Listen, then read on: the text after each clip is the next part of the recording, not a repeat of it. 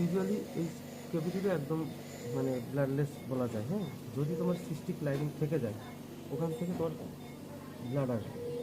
তুমি যদি মনে করো যে তোমার ক্যাভিটি ক্লিন হয় নাই, তার মানে তোমার ওখান থেকে ব্লাড আসতেই থাকবে। ঠিক এখন আছে, তো আসছে না একদম তেমন। ক্লিন। ঠিক আছে, মানে এটা হচ্ছে জাস্ট বোনের থেকে কিছু কিছু হালকা হালকা ব্লিডিং আছে। কিন্তু তোমার সিস্টিক লাইনের কোনো অংশ থাকলে ওখানে ব্লাড সাপ্লাই বেশি থাকে, ওখান থেকে তোমার ব্লিডিং হতেই থাকে। এটা একটা ক্লু যে তোমার কোনো সিস্টিক লাইনিং আছে কি নাই।